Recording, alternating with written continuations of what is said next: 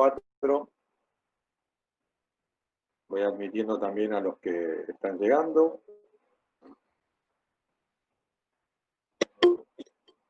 Ahí llegan más. Como les contaba, me recibí en 1994, trabajo en la ANSES, soy asesor legal desde hace más de 10 años y aparte doy clases también en la Universidad de Salvador, doy clases acá en la UBA, estoy en la cátedra de Seguridad Social de la doctora Chipoleta desde hace 2 años y también doy clases en la UBA en la Facultad de Derecho, en la materia que se llama Teoría del Estado. Así que, bueno, como siempre cuento antes de cada clase, estoy acá en mi casa. Esta computadora no la tengo en un lugar privado, digamos que la pandemia nos agarró con el instrumental un poco precario, digamos, ¿no?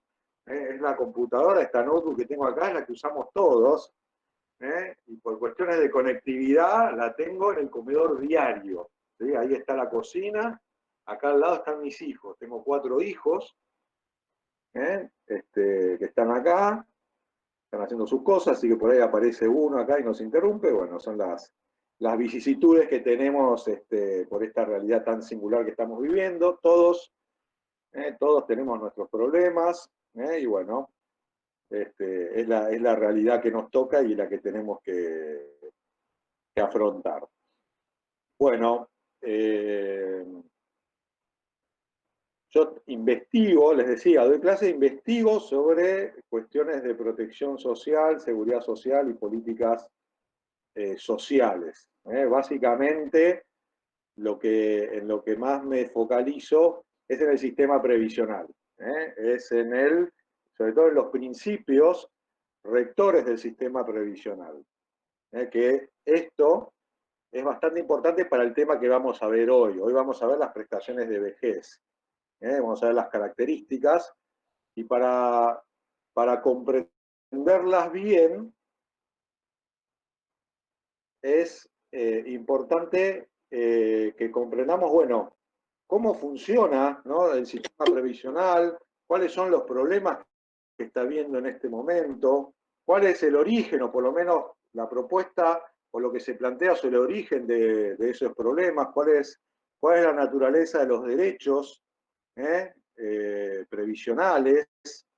Bueno, toda esta temática, ¿no es cierto?, sirve mucho como contexto para entender el tema de hoy y sobre el cual nos vamos a hacer la clase. La clase, digamos, está diseñada en 2 partes. La primera parte es para ver el contexto, es decir, las características del sistema provisional, ¿sí? Y la segunda parte es para que ya nos centremos más específicamente en las características de las prestaciones de la vejez, que son las jubilaciones y las pensiones, y cómo se calcula el haber jubilatorio, cómo es el sistema de cálculo del haber jubilatorio. ¿Sí? Esas 2 partes.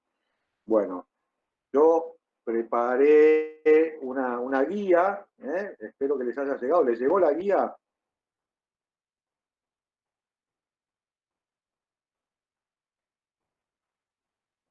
No les llegó. Maldición. Bueno, voy a ver si la puedo compartir, porque entre las dificultades que hay es que esta computadora, ¿sí?, no anda muy bien, anda bastante mal y a veces no me permite compartir el material. Así que bueno, vamos a ver si lo podemos compartir.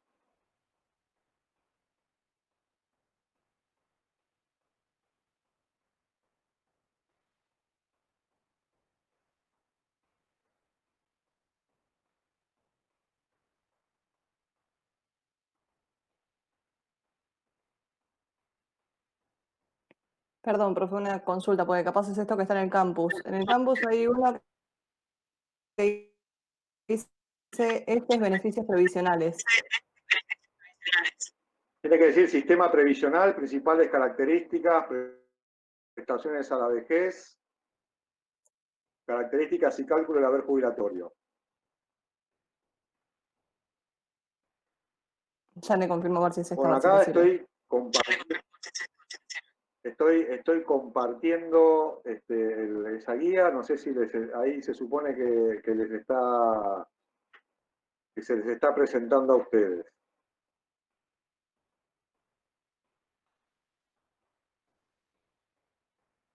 ¿Lo están viendo?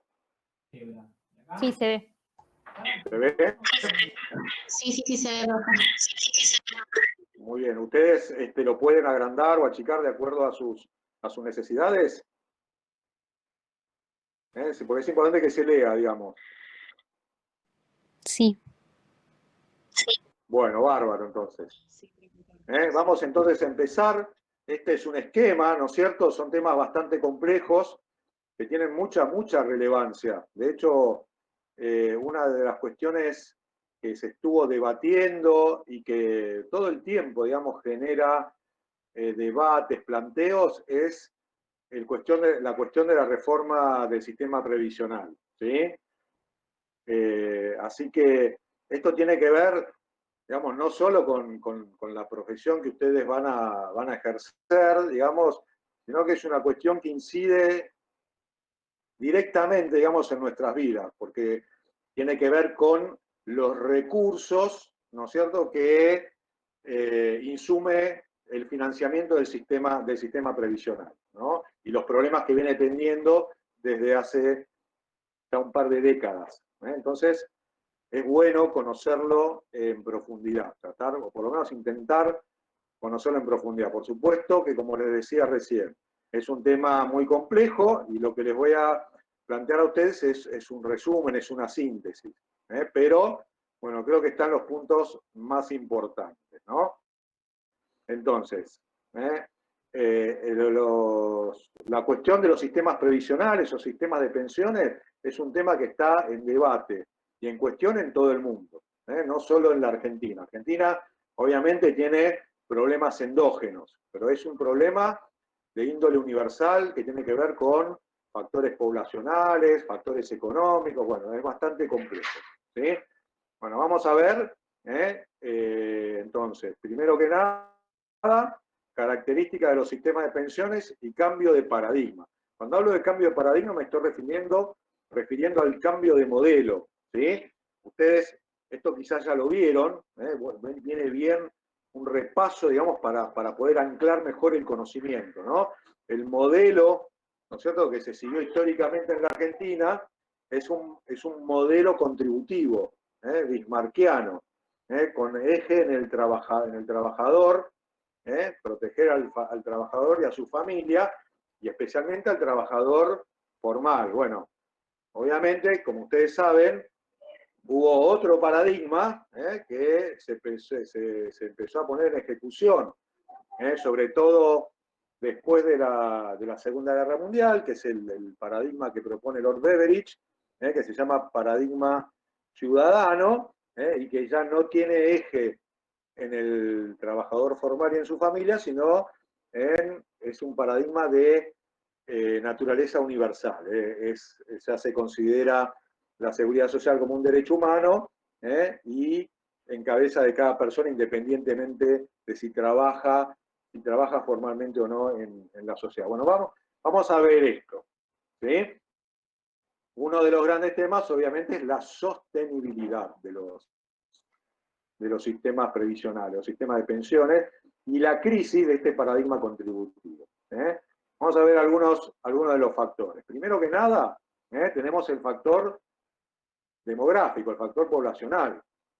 Aunque han sido los factores demográficos los que han acaparado el protagonismo en los problemas de sostenibilidad, los cambios en el mundo de trabajo podrían constituir el principal factor explicativo de las dificultades de financiamiento para sistemas basados en cotizaciones. ¿Sí?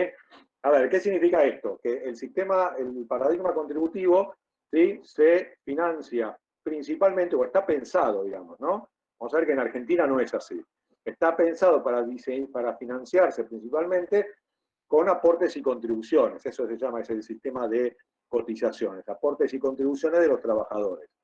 Bueno, los cambios en el mundo del trabajo y los cambios demográficos nosotros ponen en cuestión este tema, este método, esta fuente de financiamiento. ¿Sí? Bueno, vamos a ver ahora los problemas de empleo. Sobre todo estamos hablando en nuestra región, en la región Argentina y Latinoamérica. ¿Sí?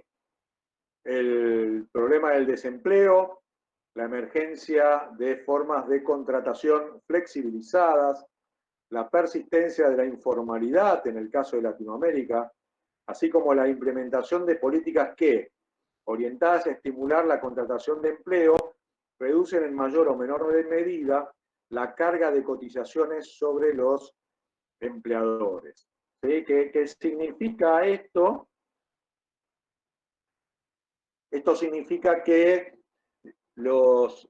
esto es toda Latinoamérica, pero Argentina también, significa que el mercado de trabajo, ¿sí?, no tiene capacidad para absorber toda la mano de obra de la población económicamente activa. Cuando hay periodos de crecimiento económico, ¿sí?, y se generan puestos de trabajo, el mercado de trabajo llega a un límite, ¿sí? Digamos, para llevarlo a números concretos, digamos, de las últimas décadas, el periodo de mayor creación de empleo fue después de la convertibilidad, ¿no? Ahí hubo un rebote, hubo una generación de empleo, se crearon muchos puestos de trabajo. De todas maneras, la informalidad laboral, la tasa de informalidad laboral, nunca pudo bajar del 33%. No pudo bajar del 33%, en pleno crecimiento y generación de puestos de trabajo.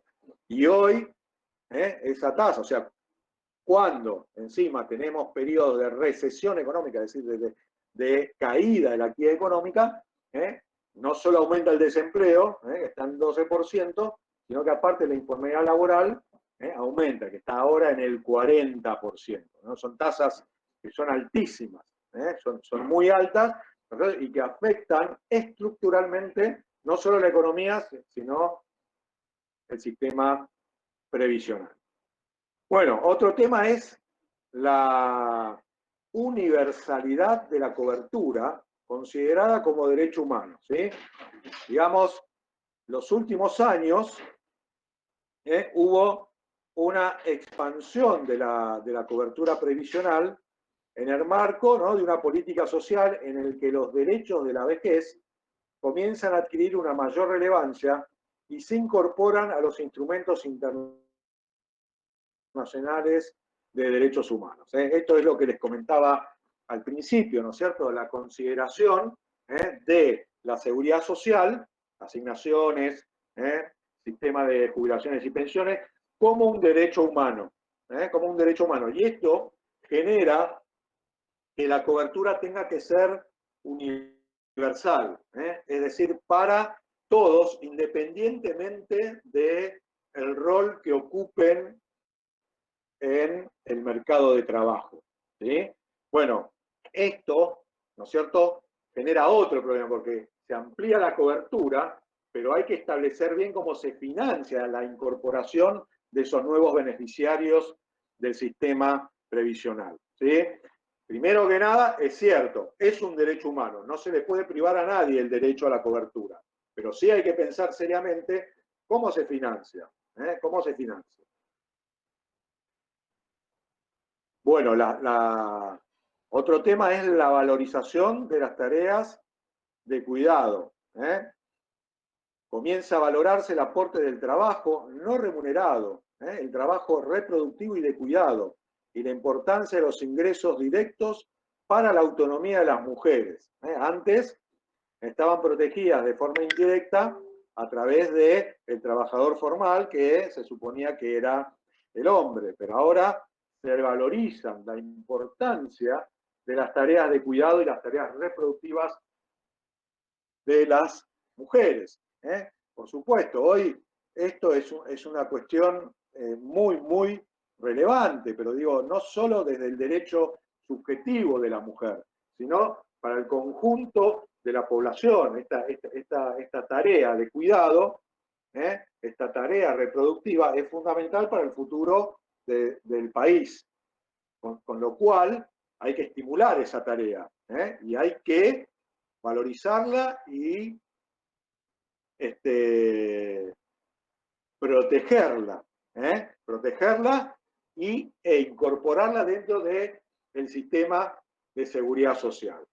Esto es un tema todavía pendiente, hay algunos proyectos de ley, obviamente, insisto, esto es muy positivo, pero por supuesto que tiene su contrapartida en que hay que diseñar las fuentes de financiamiento.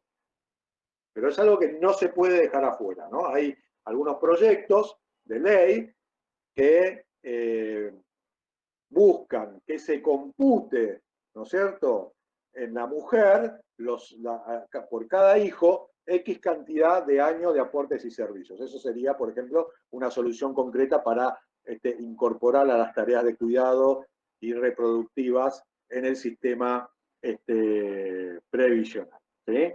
De todo a título de ejemplo. Y frente a esto tenemos una rigidez de la base de financiamiento, o sea, tenemos rigidez en la base de financiamiento y tenemos una expansión de la población beneficiaria. Cuando hablo de rigidez en la base de financiamiento, significa que se incorporó, digamos, hoy la tasa de cobertura del sistema previsional argentino está en el orden del 91%. Y todavía el peso del financiamiento sigue estando en el diseño fuertemente puesto en los aportes y contribuciones. De todas maneras, hago abro un pequeño paréntesis acá, una aclaración, desde el año 1993 que se sancionó la reforma, ¿no es cierto?, del sistema provisional y se incorporaron las AFJP, a partir de ese año ya se empezaron, justamente, porque eso generó un déficit de financiamiento hacia los beneficiarios del sistema público de reparto, se incorporaron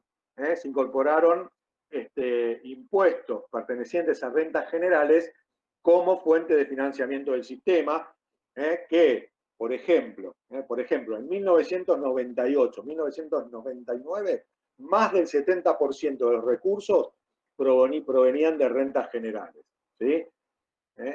Cuando hay un auge del empleo, o sea, se generan puestos de trabajo, por ejemplo, este periodo que les decía recién, de todas maneras, el porcentaje de recursos que vienen de rentas generales nunca baja del 42-43%, ¿sí? O sea, es mucho lo que viene de renta general. Hace tiempo ya, ¿no es cierto?, que no es un sistema de financiamiento contributivo, pero todavía estamos en una hibridez, es un sistema híbrido. Muy bien. Conclusiones y desafíos de esto que acabo de plantear recién. Bueno, una conclusión que yo la denomino simplificadora, ¿no es cierto?, que no está viendo todas las variables, o sea, que es un problema multidimensional, sino que se enfoca solamente en la cuestión contable, vamos a decir, plantea redefinir las edades de retiro, estimular el ahorro para la vejez, como el caso de los sistemas de capitalización privado y los seguros de retiro. Esta propuesta nos parece incorrecta por simplificadora y por implicar un desfinanciamiento del sistema previsional, una suerte de descreme del sistema, tal como sucedió con la desregulación de las obras sociales. ¿Qué es lo que estoy planteando con esto, ¿no? Este esquema dice, bueno, subamos la edad de jubilación, subamos la edad de jubilación, establezcamos, ¿no?, que las prestaciones que otorga el sistema sean de un piso mínimo, es decir, ponemos un piso mínimo de protección, perdón que acá se está uniendo alguien, ¿sí? Y los beneficiarios, o sea, las personas que tienen mayores ingresos, los habilitamos a que contraten los seguros de retiro o que les incorporamos un sistema de capitalización. Bueno, es un tema ese, porque es algo análogo a lo que pasó con el sistema de obras sociales, cuando se desreguló. Los trabajadores, ¿no es cierto?, jerárquicos de mayores ingresos, se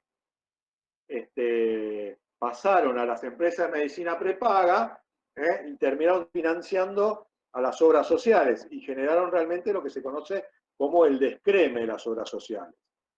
¿Sí? Bueno, esto puede pasar también con el sistema previsional. Perdón que está entrando gente todavía.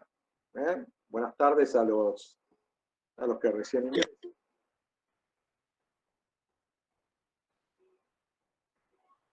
Entonces, bueno, ahora vamos a ver un análisis más complejo, ¿sí? Perdón, un tema que se me pasó un poco por alto y que es muy importante, con relación a lo que planteaba recién, es la cuestión demográfica. Perdón, que acá tengo que habilitar la entrada de otros compañeros y compañeras. Les contaba lo siguiente, ¿no? Es la cuestión demográfica. ¿A qué me refiero con la cuestión demográfica? Bueno, está habiendo en muchos países del mundo, en muchas regiones, un envejecimiento poblacional. ¿A qué se denomina envejecimiento poblacional? Bueno, primero que por el aumento de la esperanza de vida y simultáneamente por la baja de la tasa de fertilidad, es decir, porque bajan los nacimientos, ¿sí? Está pasando que la pirámide poblacional se empieza a invertir. ¿Qué significa esto? Que la población pasiva empieza a ser mayor que la población económicamente activa. Y esto genera realmente un problema de financiamiento y de sostenibilidad de los sistemas previsionales en el mediano y en el largo plazo. Argentina, dentro de Latinoamérica, es uno de los países que en aproximadamente 10 años va a empezar a sufrir este tipo de problemas. Pero, si miramos, digamos, los modelos europeos o de Japón, que son países que directamente ya no están en envejecimiento poblacional, sino que están en lo que se denomina un invierno demográfico, bueno, la sustentabilidad del sistema se pone seriamente en riesgo. Entonces acá vemos que este tema, digamos, del sistema previsional está muy atado a la cuestión demográfica y obviamente también muy atado a todo el impacto de la economía en general. Está muy unido a cómo funciona el mercado de trabajo. Es decir, más allá de que hoy no podemos sostener que un sistema de pensiones se va a financiar exclusivamente con aportes y contribuciones, esta fuente de financiamiento no se puede clausurar.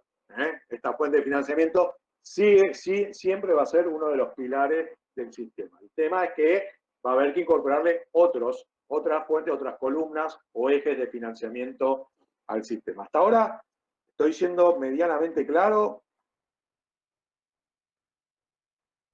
Sí, perfecto. Hola, profe. Sí, por ahora yo, claro, todo claro. Quizás se me sale porque me está funcionando mal internet y tengo que volver a ingresar.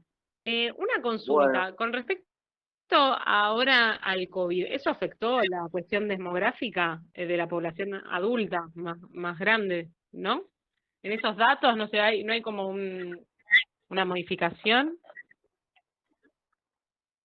pero a ver, el COVID hasta ahora, digamos, tenemos una cantidad de muertos, vamos a poner un número redondo, que son 30.000. Por supuesto que cada vida es una tragedia. A ver, esto no quiero que me malinterpreten, pero en lo que es, digamos, en la tasa demográfica no es relevante, no tiene significación. Los 30.000 fallecidos que hay ahora, ¿no? No es un tema, digamos. A ver, y de paso hago un paréntesis, aprovecho tu pregunta, Valentina, y les digo, acá el problema del COVID no es tanto la tasa de mortalidad o la tasa de letalidad, sino la capacidad de contagio que tiene y cómo satura los sistemas y cómo puede saturar los sistemas sanitarios. ¿Sí? Es otro el inconveniente. De gripe, digamos, anualmente muere más gente que por COVID. Casi el doble de gente muere por gripe o por neumonías. No incide, digamos, no tiene incidencia hasta ahora, por lo menos en la cuestión demográfica. ¿Sí? Bueno, tomo un Gracias, poquito de profe. agua. De nada, tomo un poco de agua y sigo.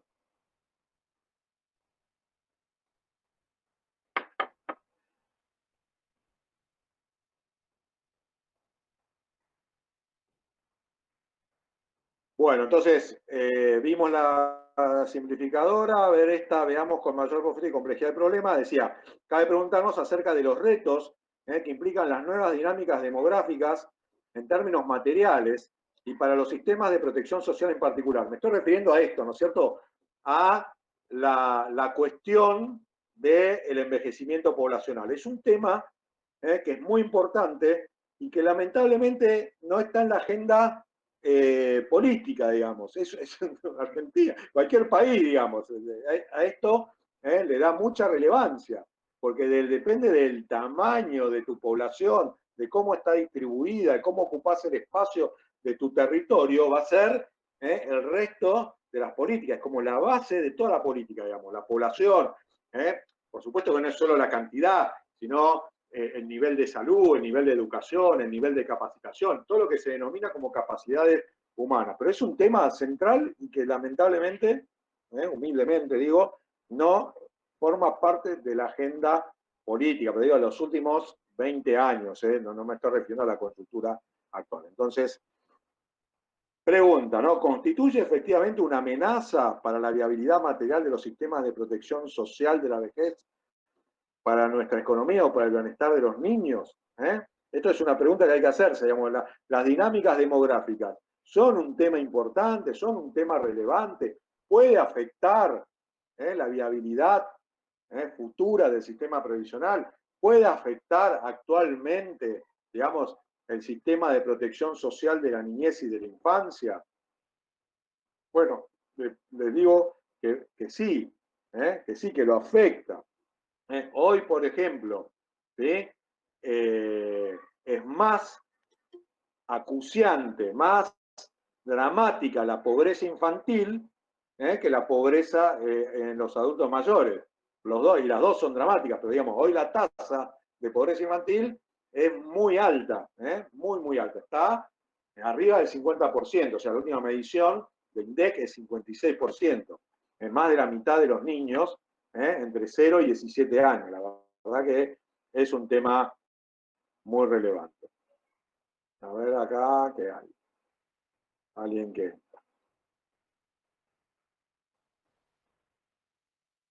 Bueno, sigo. Bueno, vamos ahora entonces a un análisis más complejo. Bono demográfico.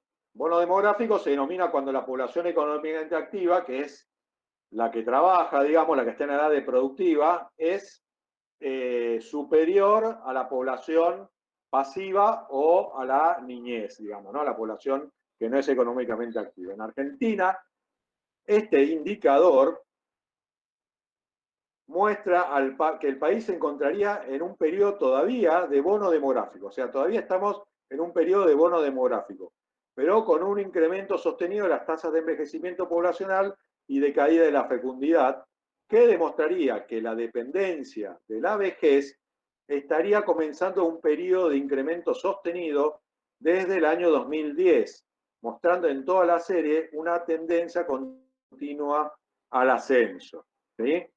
Es decir, esto de la tasa de dependencia de la vejez significa que ya no es posible, digamos, sostener a la población pasiva exclusivamente con la producción de los miembros de la población económicamente activa. Esto, en palabras sencillas, significa que el factor demográfico es muy importante, pero su incidencia en el corto plazo es marginal, aunque sí tendrá una incidencia cada vez mayor en el mediano y largo plazo. Esto hay que tenerlo en cuenta. Esto que vimos es estructural, es una cuestión de fondo, pero que la incidencia en Argentina va a ser, aparte, o sea, en un periodo de acá a 10 años. Si no hacemos nada, obviamente va a ser muy serio, pero en este momento su incidencia es marginal. Lo que hubo, ¿sí?, es un desacierto en las políticas de financiamiento del sistema, ¿sí? Esto a nivel estructural también. Lo cierto es que, especialmente en los últimos 4 años, primero que nada, perdón, tengo que aclarar, acá hay algo que fue muy importante. Más allá del cambio de gobierno que hubo en el 2015, ¿sí?, en el 2015, hay ciertas políticas con relación a la seguridad social que tuvieron continuidad. Una de las políticas que tuvieron continuidad es la política de asignaciones familiares, especialmente la asignación universal por hijo. Esa política se continuó, no solo se continuó, sino que se amplió, de alguna manera. Lo mismo con respecto a la universalidad de la cobertura previsional, la cobertura de jubilados y pensionados. Eso también se continuó, pero en lo que hace al financiamiento, que no es que estaba sólido, la realidad es esa, sino que había endeblez,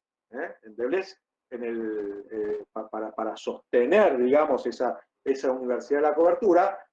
Los últimos 4 años, digamos que hubo desaciertos. 4 años, ANSES, un organismo con prestaciones cuasi universales para niños y personas mayores, incrementó sus gastos con la reparación histórica, incrementó su segmentación interna con la prestación universal para el adulto mayor, con la PUAM, contrajo sus recursos, hubo una detracción del 15% de la masa de impuestos coparticipables y quedó atrapado en un desequilibrio contable que fue políticamente utilizado como causal de ajuste. Voy a hacer algunas aclaraciones, digamos, con respecto a esto, ¿sí? Entonces, se mantuvo, digamos, la universalidad de la cobertura en asignaciones familiares y en la cobertura para la vejez. Se cayó una fuente de financiamiento de esas políticas, que es el 15% de los impuestos coparticipables. Son impuestos que le corresponden a las provincias, ¿sí?, y que a través de un pacto, cuando se hizo la reforma en el 93, a través de un acuerdo, ¿sí?, se los cedían al Estado Nacional para financiar al ANSES. Ese acuerdo se venció.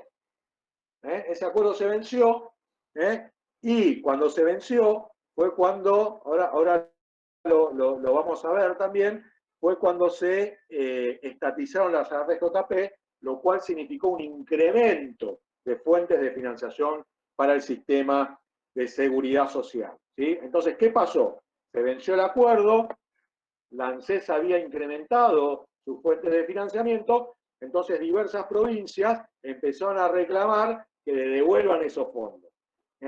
Esos reclamos llegaron a la Corte Suprema a través de diversos litigios, y la Corte Suprema falló a favor de las provincias. Hubo sobre todo 3 provincias, ¿no es cierto?, que fue esto en noviembre de 2015, que hubo un fallo de la Corte Suprema que les dio la razón, a Córdoba, Santa Fe y San Luis, y esto generó la obligación del Estado Nacional de tener que devolverles, celebrar acuerdos con cada provincia para devolverle esos recursos. Entonces, quiero aclarar que no lo hicieron porque se le dio la gana, digamos, ¿no? Sino que había un fallo de la Corte Suprema que obligaba a que esto se haga de esta manera.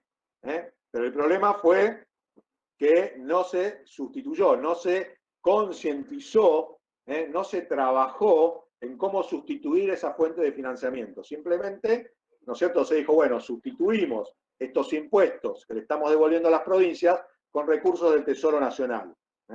Pero fue insuficiente. Bueno, cambio en el modelo previsional, cambio de paradigma. Bueno, sin embargo, lo que, digamos, el discurso que les contaba recién, ¿no? El discurso simplificador omite, es la pendiente discusión sobre lo que implica el genuino financiamiento de una seguridad social que dejó de ser contributiva hace años y cuyas prestaciones, en el marco de la expansión de derechos, gozan de una extendida legitimidad jurídica y social, ¿sí? Entonces, ¿qué fue lo que pasó? Esto no solo al gobierno anterior, sino se expandió la cobertura, se universalizó, todo el mundo me pareció muy bien, pero no se pensó seriamente cómo financiar genuinamente esa expansión de la cobertura previsional. Esto que estoy planteando, digamos, es el problema que hay ahora. Ustedes saben que el nuevo gobierno lo primero que hizo fue primero plantear que tiene que haber una reforma de todo el sistema previsional, planteó una reforma de ciertos regímenes especiales, del régimen para magistrados y funcionarios de la Justicia Nacional y del régimen del Servicio Exterior. Y suspendió la movilidad, la suspendió. Y ahora se está trabajando en comisión, ¿no es cierto?, en una reforma de la ley de movilidad. Todo esto está causado en este problema que les estoy planteando ahora.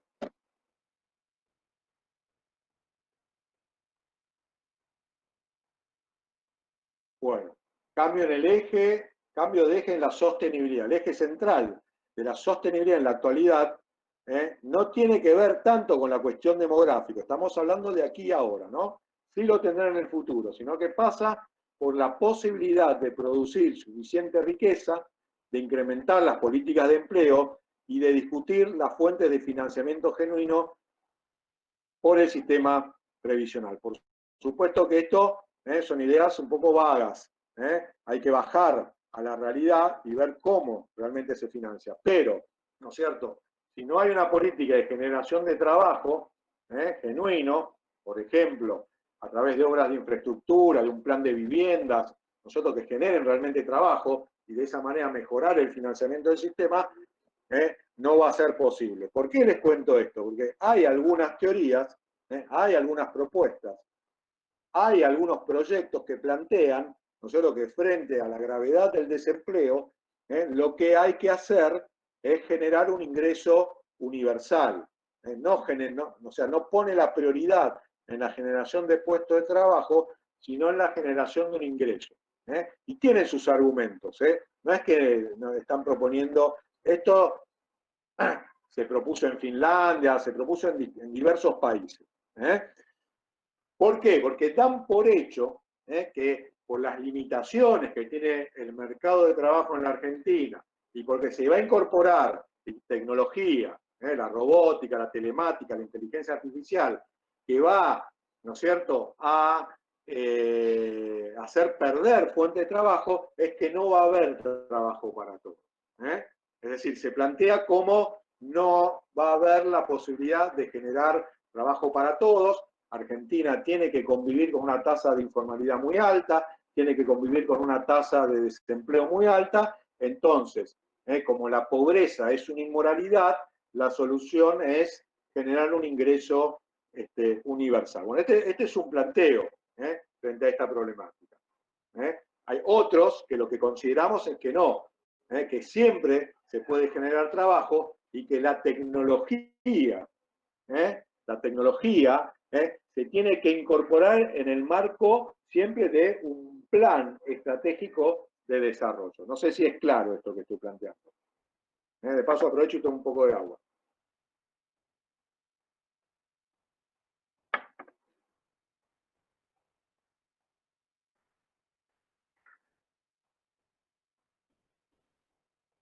Bueno, sigo con el punto siguiente. Falta de debate sobre los compromisos de la universalización de la cobertura. Bueno, este es un tema que todavía, si bien tiene bastante legitimidad la universalización de la cobertura, hay muchos sectores que todavía no lo aceptan, no lo comprenden y que no se debatió lo suficiente. No se debatió lo suficiente. No se ha dado un verdadero debate acerca de los retos y compromisos que supone adherir de manera sostenible a la política de universalización, es decir, sobre cómo financiarla de manera genuina. El rol fundamental de dicho financiamiento no fue discutido en el marco de un nuevo pacto federal en el que se llegara a un consenso para continuar cediéndolo a la luz de las nuevas necesidades del ANSES. ¿Qué quiero decir con esto? Que no se debatió, digamos, no se planteó nunca. Tendría que haberse discutido con las provincias, ¿no es cierto?, cómo se va a financiar la ampliación de la cobertura. Cuando se amplió la cobertura, sobre todo a partir del plan de inclusión previsional, debió haberse incorporado a las provincias, porque esto beneficiaba también a las provincias.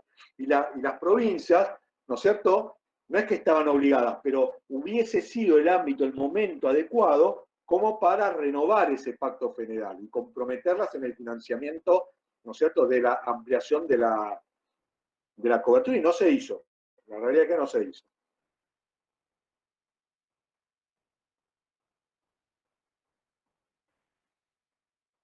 Los recursos se siguieron detrayendo con una ley y en el marco de las quejas de algunas provincias, a las que finalmente la Corte Suprema les dio la razón en el 2015. No se las sentó a las provincias, ¿no es cierto?, en una mesa a negociar esta cuestión tan importante. Bueno, y después lo que tenemos, ¿no es cierto?, es un cambio de paradigma, un cambio de modelo, esto que les venía planteando, que ya está totalmente desarticulado, digamos, el modelo bismarckiano, el paradigma contributivo, ¿sí? En definitiva, el verdadero desafío para el sistema de seguridad social argentino consiste en confrontar el dogma contributivo y, en el marco de la aceptación del carácter colectivo y universal que tiene que tener la protección social, avanzar en un rediseño de su esquema de financiamiento, incorporando las fuentes de ingresos no contributivas como componente genuino y previendo mecanismos que garanticen la expansión de los recursos para evitar un deterioro de la distribución intergeneracional de la riqueza en perjuicio de las personas mayores. Hoy, por ejemplo, en la fuente de financiamiento tenemos un tope imponible. Ahora lo vamos a ver.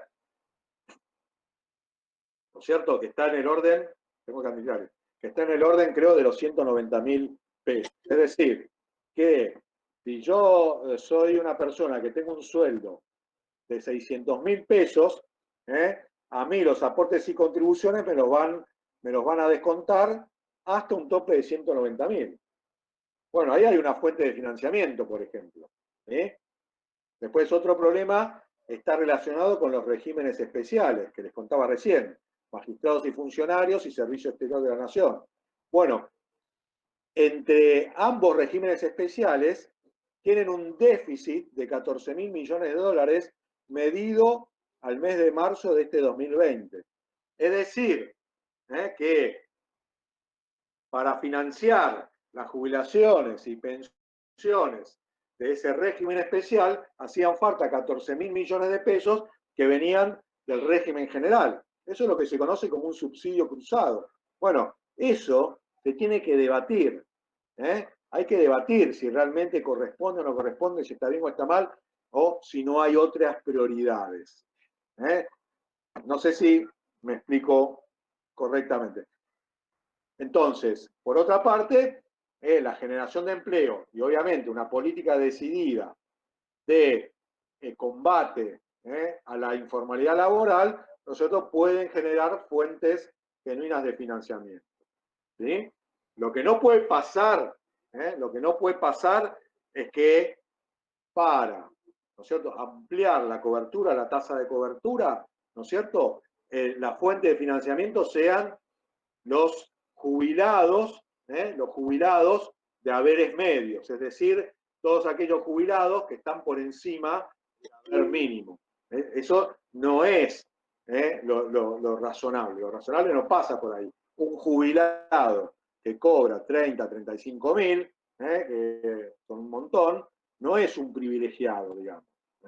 No es ahí donde hay que financiar el aumento de la cobertura, sino que hay que buscar otra fuente de financiamiento. Bien.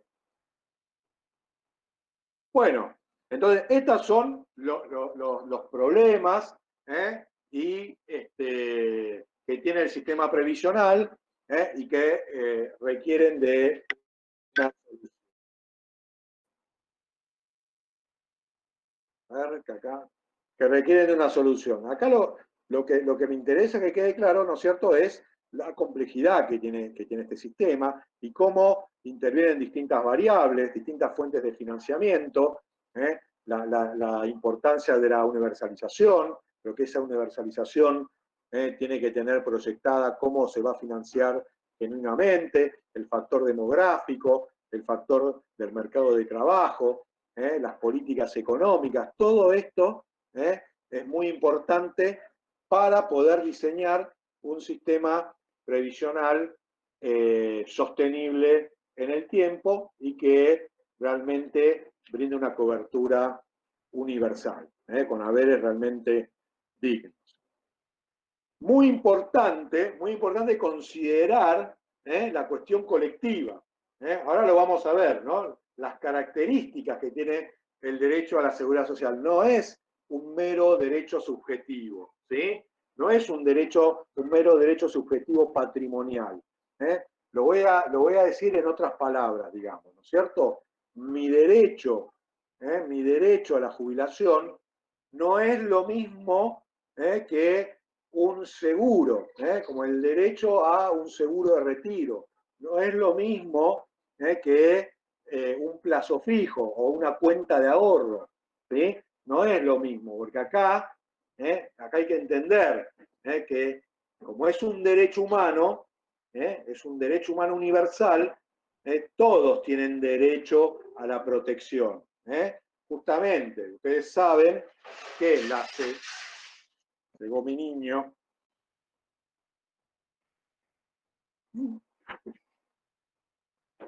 Ustedes saben que la seguridad social justamente lo que busca es dar cobertura al riesgo social. El riesgo social, nosotros, es ese riesgo que las personas de manera individual no lo pueden cubrir. Por lo tanto, hay que tener muy en claro esto, ¿no es cierto? ¿No es cierto? Que no es una cuestión de ahorro personal o de ahorro individual. Acá juega un principio estructurante que es el principio de la solidaridad intergeneracional. Nosotros los trabajadores actuales financiamos a los jubilados, y de solidaridad intrageneración. Los saberes más altos, ¿sí?, también contribuyen a aumentar a los haberes mínimos. Esto es importante, digamos, a ver, lo quiero aclarar. No puede pasar que en el sistema de seguridad social se reproduzcan las desigualdades e inequidades del mercado de trabajo. ¿Qué significa eso? Si yo me quedé desempleado, bueno, puede haber algún caso de responsabilidad individual, pero en la mayoría de los casos es una obligación del Estado generar trabajo genuino para todos. Si yo trabajo en negro, no es un acuerdo que tengo con mi patrón, sino que es el Estado que no está garantizando el trabajo formal, que haya trabajo formal para todos. No se le puede responsabilizar individualmente, ¿no es cierto?, al trabajador informal o al desempleado porque no tiene aportes y contribuciones. ¿Sí? Obviamente que hay una tasa, pero que no es significativa, de vivos que se aprovechan de este sistema.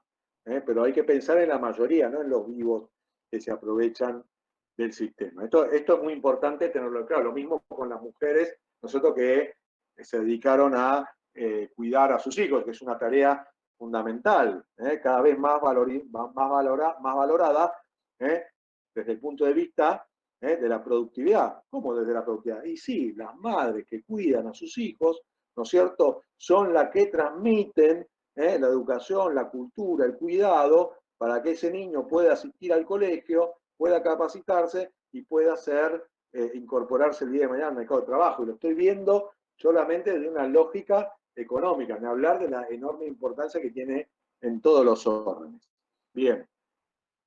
Entonces ahora vamos a ver esto de las características del derecho a la seguridad social.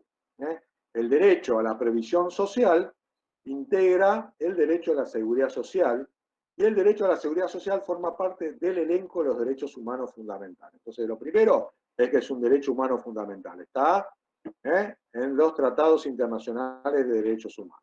Dentro de esta categoría, cabe calificarlo como un derecho social. Esta clasificación es de singular relevancia porque implica, de acuerdo a la Constitución Nacional, que el derecho a la seguridad social no debe ser comprendido como un derecho subjetivo de naturaleza patrimonial, sino que debe estar basado en los principios éticos y políticos de cooperación, solidaridad y justicia social. ¿Sí? No es solamente un derecho individual, sino un derecho individual con función social. Entonces, la solidaridad, la cooperación y la justicia social informan todo el sistema. Insisto, esto no significa que se le pueda recortar el haber jubilatorio a una persona que cobra un haber de 35.000 pesos, 40.000 pesos. ¿Sí? Un error que se repite y se extiende muchas veces. Bueno, se trata de una clasificación y caracterización de los derechos sociales que entra en conflicto con la concepción liberal de los derechos. Para la concepción liberal hace hincapié en el derecho subjetivo de matriz individual y no considera la función social de los derechos. No es que no exista el derecho subjetivo, por supuesto que existe, pero existe con función social, existe en función de todo un conjunto de beneficiarios a los cuales también hay que proteger. Acá hay hay que equilibrar, digamos, la palabra es esa, hay que equilibrar el derecho individual mío con el derecho individual de todo el resto de los beneficiarios. Esto último se manifiesta particularmente en la concepción respecto del derecho al haber jubilatorio, pues se lo suele interpretar, especialmente en los juicios de reajuste, de una manera excesivamente individual y de características patrimoniales, en donde se pierde de vista la lógica solidaria y cooperativa que debe tener el sistema, y además se omite considerar los derechos sociales del conjunto de los beneficiarios. Esto significa, concretamente, que el derecho de algunos no puede perjudicar el derecho del resto. ¿Qué significa esto? Que muchas veces se ve solamente, sobre todo en los juicios de reajuste previsional, que tiene una lógica por cómo se plantea cuál es el formato de esos juicios, ¿no es cierto? No se ve, digamos, el derecho procesal, por decirlo de una manera, hace que cuando se resuelven esos juicios no se pueda ver el impacto que tienen en el conjunto de los beneficiarios, digamos, ¿no? Que se ve solamente la cuestión individual de cada litigante. Y eso, obviamente, afecta mucho el financiamiento del sistema. Es decir, dicho en otras palabras, yo no puedo pretender que cuando existe un derecho social, como es el derecho a la seguridad social, la satisfacción de mi derecho genere que no se puedan satisfacer los derechos del resto. ¿Está claro?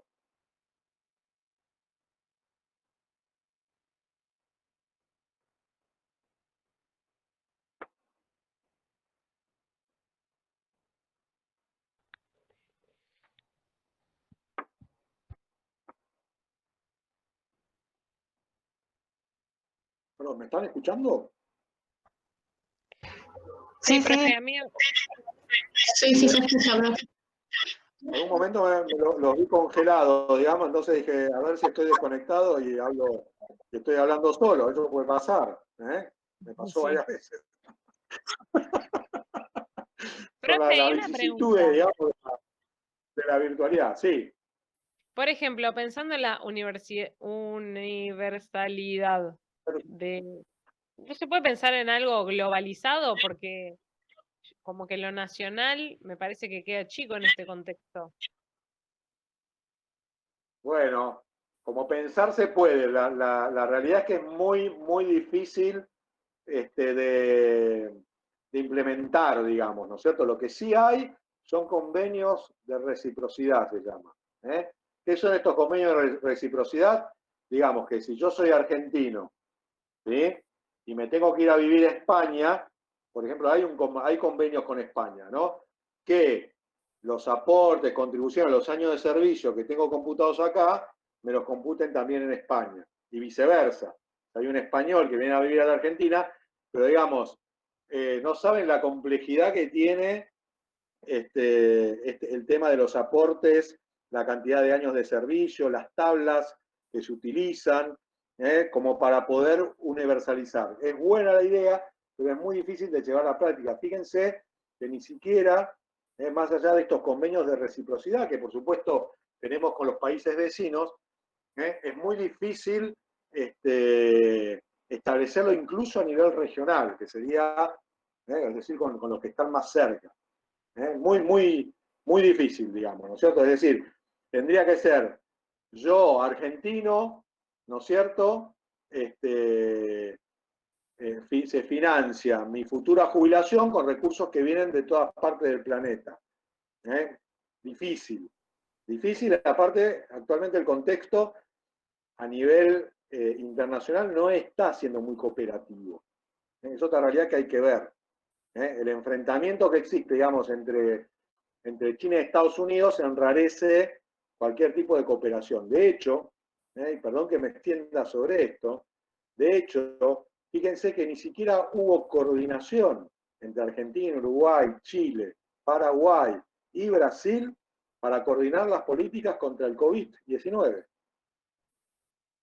A gatas hubo algún que otro llamado telefónico. Fíjense lo que la situación es muy difícil, digamos, ¿no?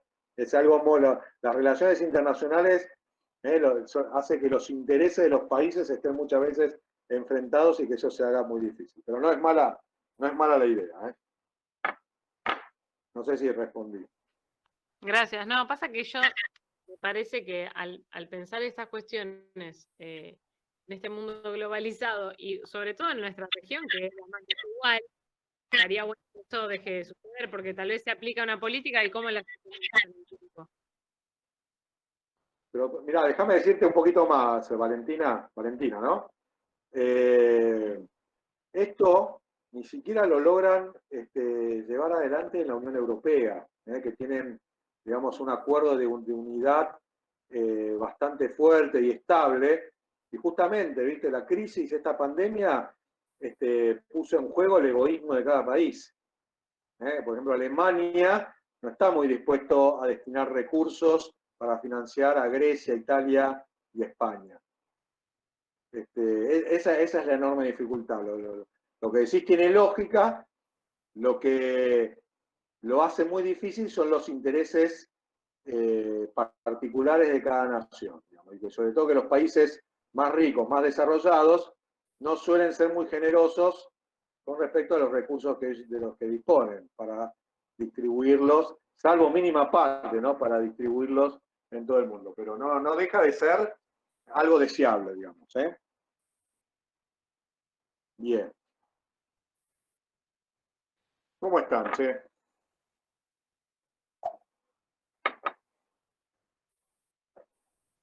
Viviendo.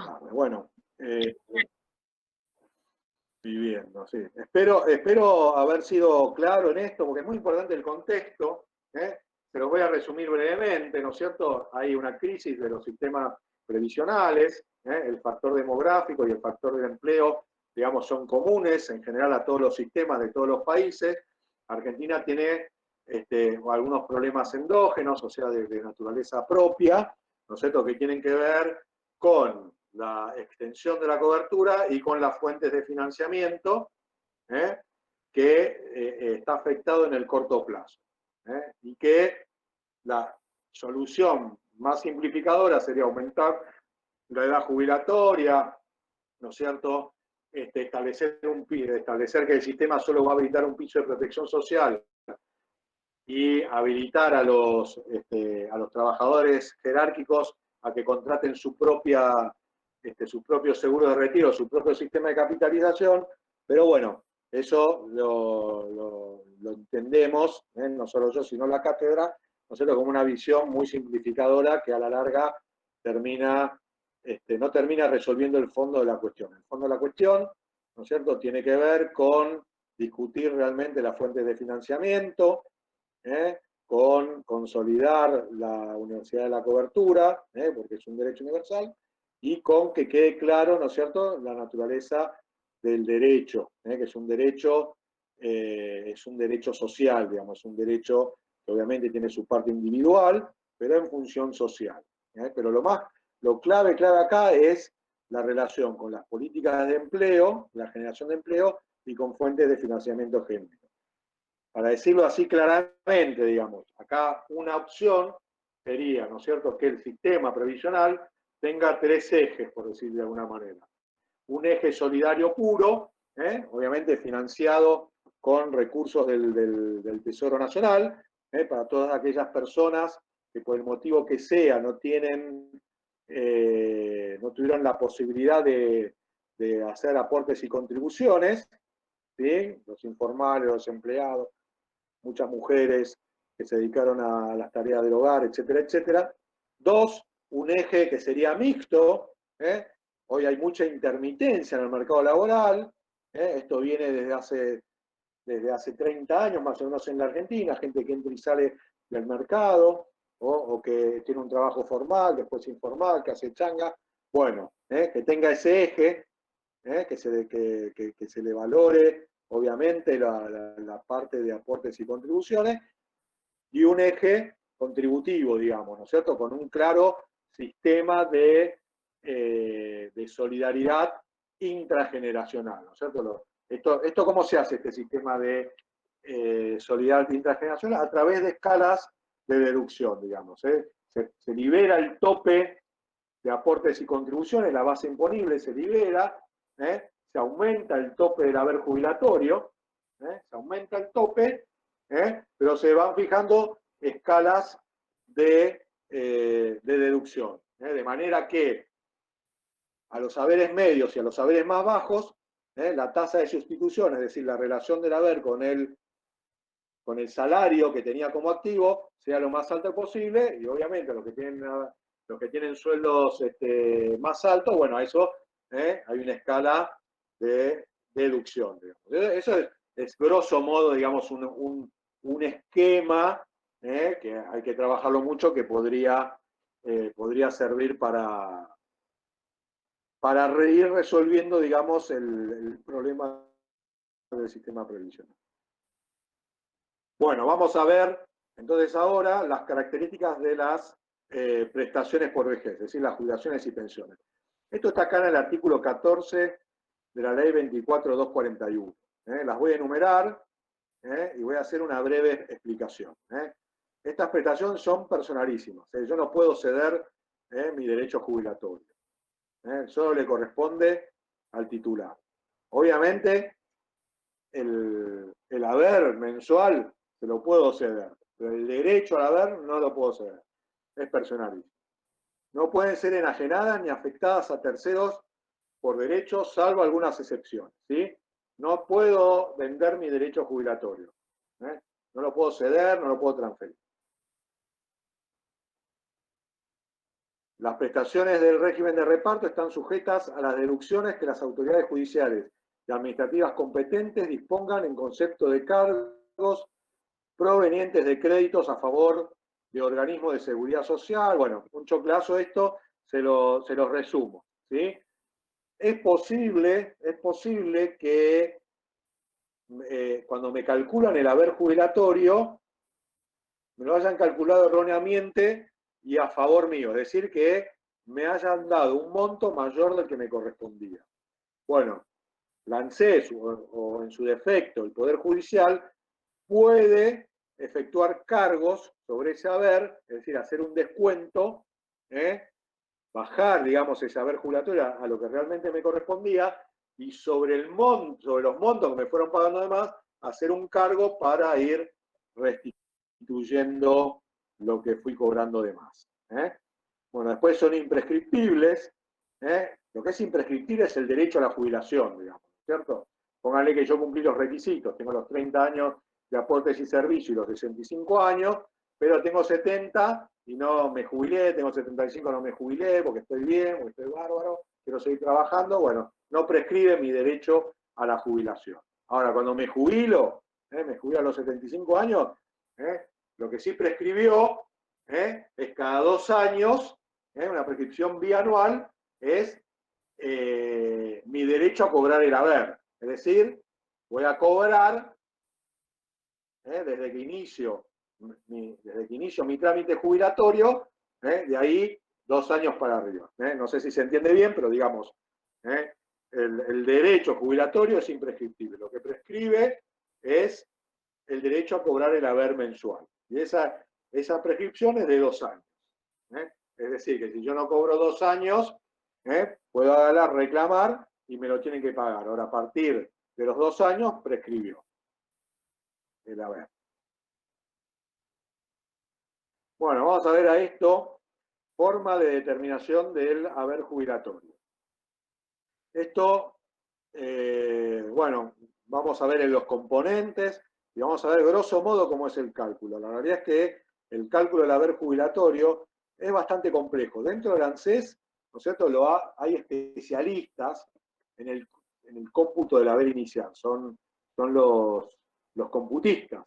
A ver, no hace falta ser un científico de la NASA, pero sí hace falta tener un montón de datos, ¿no es cierto?, que tienen que ver con los índices salariales, los coeficientes, etcétera, etcétera, para efectuar el cálculo de cada año. Tiene su complejidad, ¿no? Bueno, entonces les decía, para calcular el haber jubilatorio, ANSES determina primero el promedio del sueldo actualizado de las últimas 120 remuneraciones, aclarándose que en caso de no haber trabajado, estos periodos no se contabilizan para el cálculo. Siempre se toma a partir del cese laboral. Entonces, lo primero que tenemos es, se calcula las últimas 120 remuneraciones, se las divide y se actualizan esas remuneraciones por un coeficiente, que es el coeficiente de movilidad. El coeficiente de movilidad. Esta guía, obviamente, yo se las voy a mandar, ustedes la van a recibir.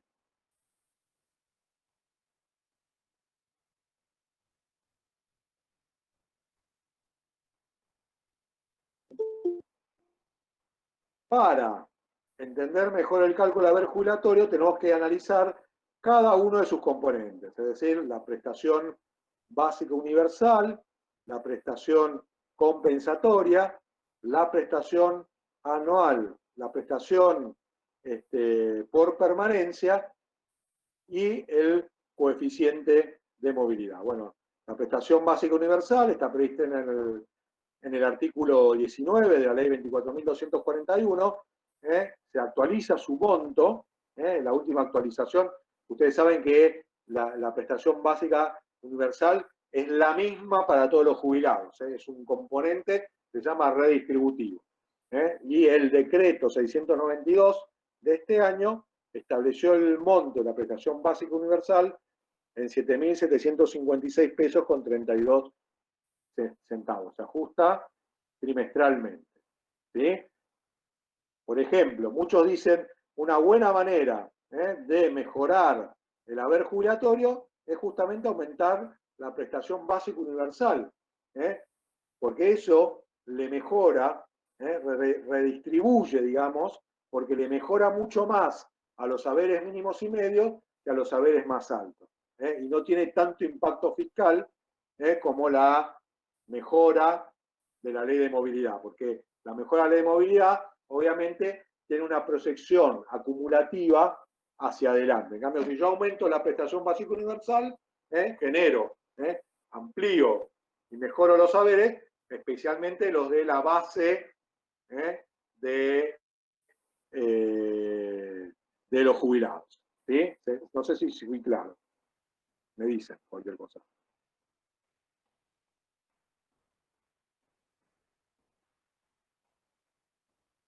Bien. La prestación compensatoria está prevista en el artículo 24 de la ley 24.241.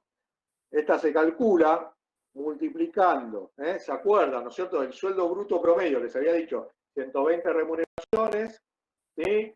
Se actualizan esas remuneraciones por el coeficiente de movilidad, ¿no es cierto? Y se calcula el sueldo bruto promedio de los últimos 10 años. Bueno, ese sueldo bruto promedio se lo multiplica por 1,5% por cada año de aportes y servicios, hasta un máximo de 35 años.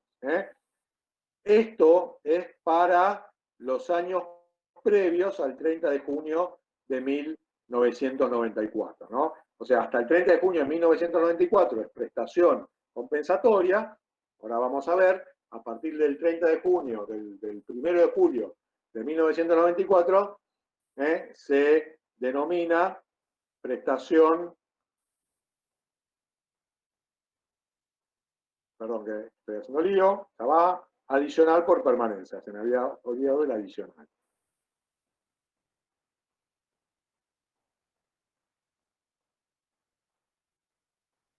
Acá hago una aclaración sobre el tema de los servicios en relación de dependencia y los autónomos. Bueno, esto puede generar un incremento, digamos, de ver si se da la situación de que hay aportes y contribuciones en relación de dependencia y como en el carácter de autónomo.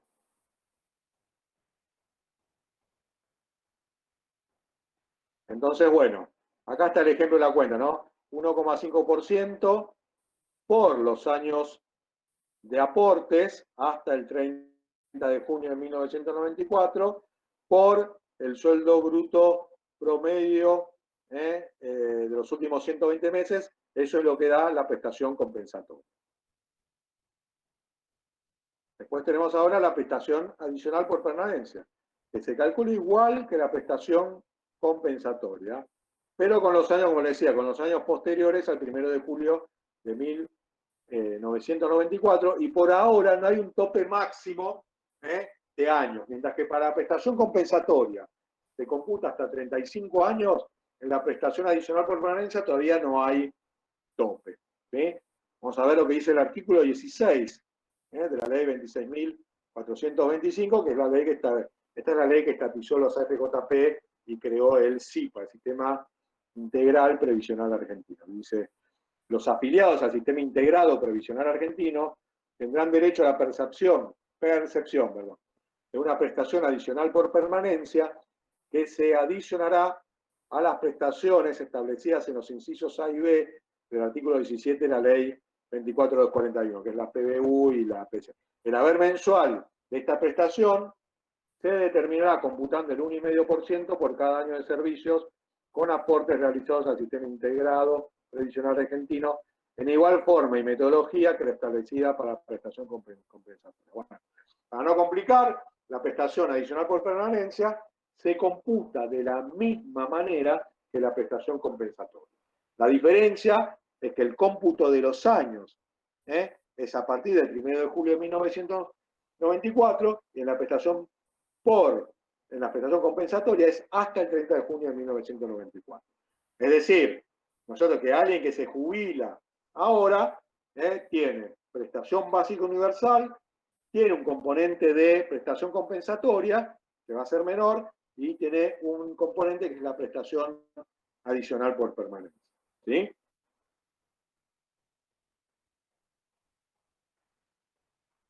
Tabla de porcentaje. Esto no se lo voy a leer porque es simplemente una descripción. Es este 1,5%, cuando se calcula por el número de años, ¿qué porcentaje da del sueldo bruto promedio de los últimos 10 años? ¿No? Les leo la primera nomás. Si son 30 años de aporte, la cuenta da el 45% del sueldo bruto promedio de los últimos 10 años. Hay que recordar, ¿no es cierto?, que a la fórmula 1,5 por sueldo bruto se le tiene que sumar la prestación básica universal y que las remuneraciones están actualizadas por el coeficiente de movilidad. El haber mínimo es a partir del 1 de septiembre de 2020, es de la suma de 18.128 pesos con 85 centavos. El mismo se ajusta cada trimestre por movilidad. Ahora está suspendida la ley de movilidad, lo establece el Poder Ejecutivo. La pensión universal para adulto mayor, la PUAM, es el 80% del haber mínimo, entonces está en la suma de 14.503 pesos con 8 centavos. El coeficiente de movilidad, a partir del 1 de junio de 2018, la movilidad se determina en un 70% por las variaciones del nivel general del índice de precios al consumidor, que es lo que mide el INDEC. El 70% es el índice de precios al consumidor y un 30% por el coeficiente que surja de la variación de la remuneración imponible promedio de los trabajadores estatales, lo que se conoce como RIPTE. Es un promedio del aumento salarial de las remuneraciones de los trabajadores estables. Esto fue la reforma de la ley de movilidad que se hizo en el periodo de Macri. Bueno, acá como les decía, sin embargo hay que aclarar que la movilidad mencionada está suspendida hasta nuevo aviso, por lo pronto rige lo dispuesto por los decretos presidenciales. Bueno, acá es muy finito, explica cómo se actualizan las remuneraciones.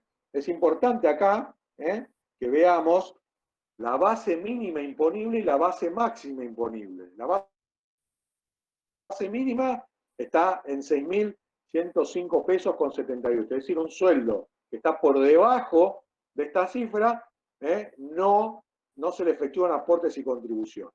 Y el monto máximo es de 198.435 con 51 pesos respectivamente. Esto es algo que por lo menos a mí me resulta llamativo que se siga manteniendo, digamos, el monto, la base imponible máxima.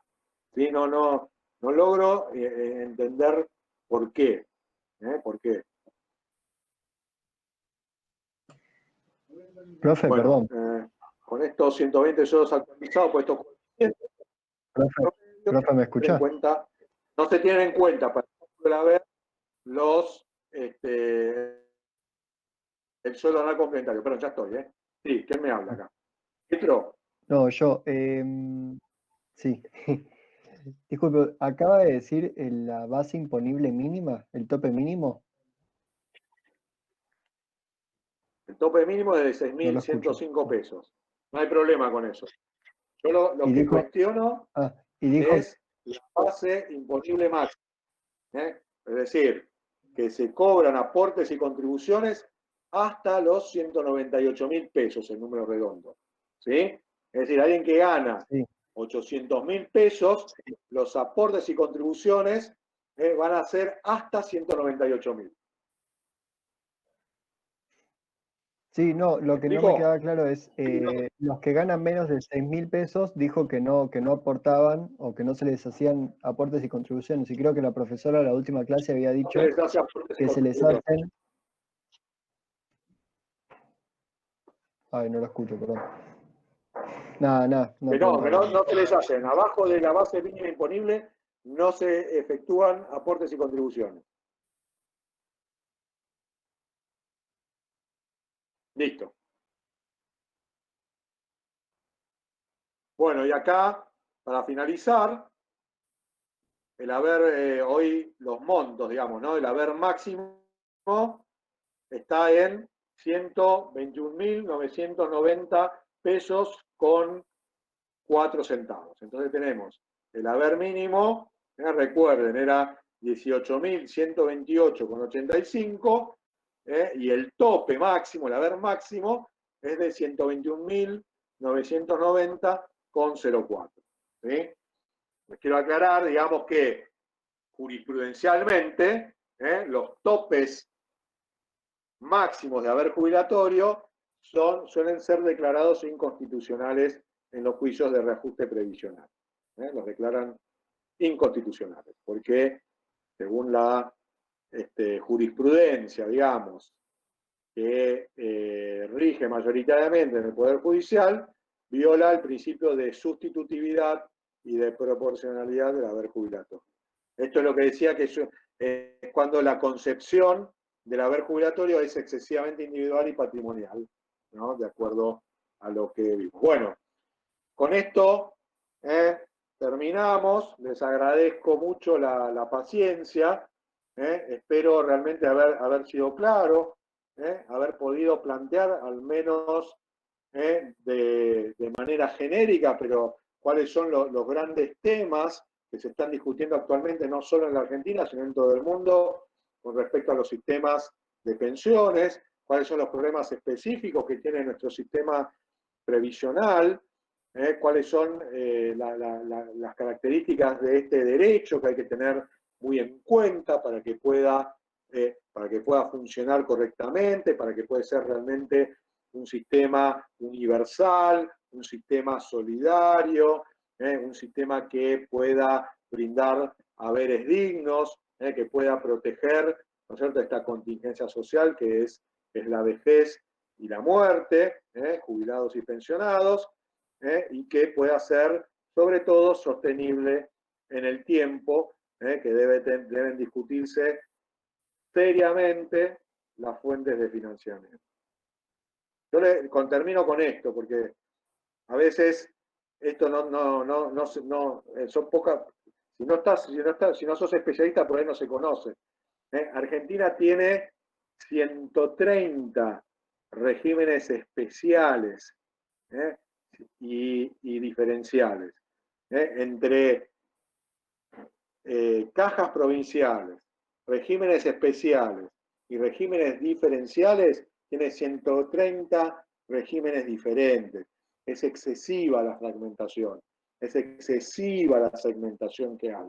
Esto genera graves distorsiones, ¿no es cierto?, que tienen que ser discutidas, porque muchos de estos regímenes especiales o diferenciales vienen de muy atrás, no se tocan, no se rediscuten y hoy no tienen sentido, no tienen sentido. Un tema que se tiene que discutir, pero tiene que discutir seriamente, es por ejemplo el tema del régimen especial de magistrados y funcionarios, el régimen por ejemplo, de trabajadores aeronáuticos, portuarios, ferroviarios, muchos, se tiene que discutir. Cajas provinciales, esto que le decía yo, tienen, cuando digo regímenes especiales, es que tienen haberes superiores a los del régimen general. Y sin embargo, no se autofinancian, porque si se autofinanciaran, vaya y pase, pero no se autofinancian, son deficitarios. Entonces, bueno, genera esto que le decía, subsidios cruzados. El que menos tiene aporta para el que más tiene. Eso se tiene que discutir, se tiene que conocer. No es sano, no es algo que genere cohesión dentro de un propio sistema. Bueno, con esto termino. Les agradezco la atención. Nuevamente espero haber sido claro y haber podido por lo menos hacerles ver la enorme importancia que tienen estos temas, no solo para aprobar la materia, sino también para el futuro de nuestro querido país. Muchas gracias.